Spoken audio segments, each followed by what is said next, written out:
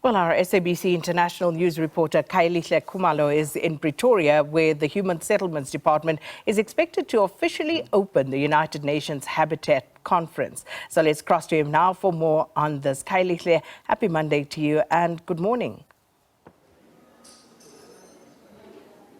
Well, certainly, Sakina, quite a very interesting day here. Really just a buzz with, the ideas, because really the focal point is around the improvement of the living conditions in the slums and the informal settlements. You look at South Africa alone, you have about 2,600 informal settlements. So here you do have the decision makers really trying to improve services around those areas. And mainly, we do know that rapid urbanization really is at the core in terms of really pushing the numbers of the slums, not just only here in South Africa, but in the continent, also where you do have quite a number of the cities, where also they do warn that the issue of rapid urbanization, if it's not well managed, obviously does pose quite a number of challenges in terms of the environment and many other aspects as well. And we do know that South Africa's policy when it comes to the human settlements is quite integrated, where they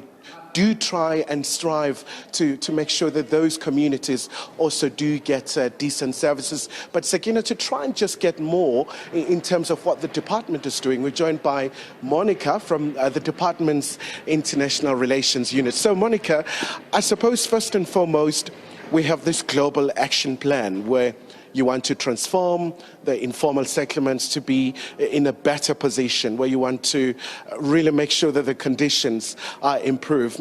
Just give us a sense, how different is this program from others that we do have globally? Well, it is actually premised on the programs that we have globally and seeks to go one level deeper. So you will recall that we have an Agenda 2030 for sustainable development, and in that agenda there is a Sustainable Development Goal 11, which is make cities and human settlements inclusive, safe, resilient and sustainable. And in that sustainable development goal, the world has also agreed that we need to provide adequate housing and improve slums. So a long time ago, in 2016 in fact, the world has already made a commitment through the new urban agenda that says we really need to start addressing rapid urbanization in a way that improves the dignity and living conditions of people living in cities, so that those that live in informal settlements are not excluded, are not pushed to the margins, their lives are not made more difficult than they already are through punitive measures taken because there is such a housing shortage globally. So what we're doing here over these next 2 days is to really say, look, we are behind schedule. We had agreed in 2015 that we were going to do this by 2030, and we're not anywhere near where we should be. We have 8 years. What can we do to accelerate action?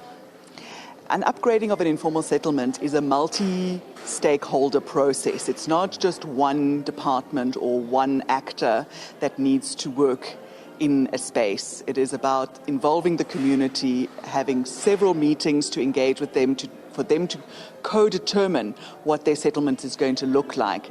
Then it is about involving the national department, the provincial department and the city in a joint plan to say, how are we going to approach this very densely populated place and make sure that there are safe spaces, that there is decent sanitation, that there is broad enough roads for emergency vehicles to get in, that people have security of tenure. So how do we get title deeds in the situation where people are living so tightly together?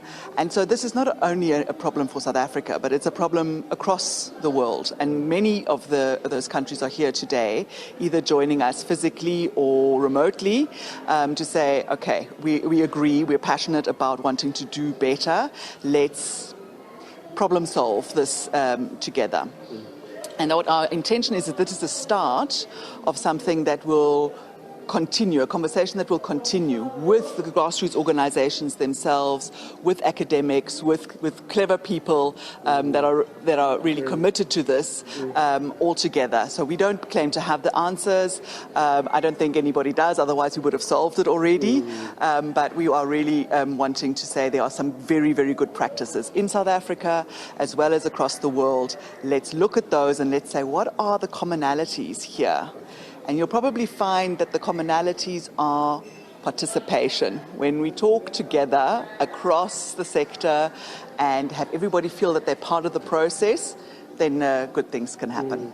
And just fundamentally, Monica, for the slum dwellers, I mean, are they going to see any change?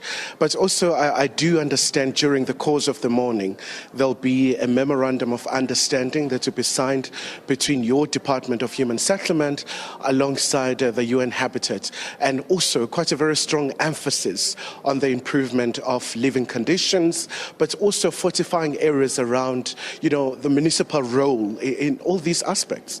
Yes, that's true. So it's almost as an aside on the parallel to this conference, that because the Executive Director of UN Habitat is visiting South Africa and she has been traveling to various provinces and having a look for herself on what the conditions are in South Africa, what we are doing and where we still are facing some challenges, that based on that we want to strengthen our relationship with UN Habitat, because UN Habitat is the United Nations agency that is responsible for human settlements. And so having them closer to us with all of their expertise and all of their data and all of their international knowledge that we can then have access to, I think would tremendously enhance our ability to deliver better quality of informal settlements, upgrading, but not only in informal settlements, just generally create better living spaces. The MOU focuses on informal settlements. It also focuses on improving public spaces, so having people take charge of their public spaces and using them, creating more of them. And then we have the sort of more government-focused areas, so improving capacity at the municipal and national and provincial levels for implementation, looking at innovative ways to finance it. This all costs a lot of money. We understand that the resources are very constrained, so what is it that we can do to leverage investment into municipal spaces, into the informal settlements, so that we can improve the living conditions. And I suppose another monumental challenge will have to be the issue of rapid urbanization, especially in the cities. Look at Johannesburg, you look at how, the informal settlements are mushrooming. I suppose it's quite a massive challenge for you guys. It absolutely is. I mean, the mayor of Johannesburg was saying the other day that there are something like 10,000 new arrivals in Johannesburg every month. So the city of Johannesburg is just one example of very, very rapid growth. As the arrival city, it also means that often the first stop is an informal settlement for somebody coming new into a city. That would be where they would first live, and then find work and gradually improve their situation, and hopefully at some point their housing conditions would also be better. I mean, they have agency, they're not helpless, they are doing the best that they can, they are actually quite innovative in terms of looking after themselves as people living in informal settlements. So she would never sort of determine for them where they should live. We just think that we should be able to make their lives a little bit easier. And I think that the thing about urbanization that is often misunderstood is that it's not only the very big cities that are challenged by this, but it is also the smaller cities. Urbanization is a phenomenon for various settlement types. So it is really something that we should be taking a lot more seriously. And just before we let you go, Monica, the UN Habitat Director is in the country. She has been crisscrossing so many parts of South Africa. Is she getting a sense that you're getting it right? Any areas where we can improve?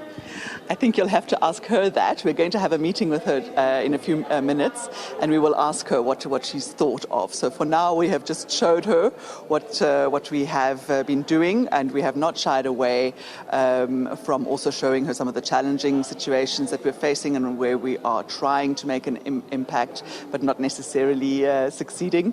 So we've showed her the good, the bad, and the ugly, and we'll see what she comes back to us with, some hopefully concrete suggestions on what we could do together to improve the situation. All right. Monica, thank you so much indeed for your time. Of course, Sakina, she's with the Human Settlement Department, of course, responsible for international relations, and they've been working so hard really to make sure that certainly this day comes, and there's quite a lot expected during the course of the day. So many panel discussions around the trends and the cities, and really making sure that rapidly the issue around the improvement of the informal settlement and really get expedited so that those who are living in those conditions can also just have a bit of a taste of a better life.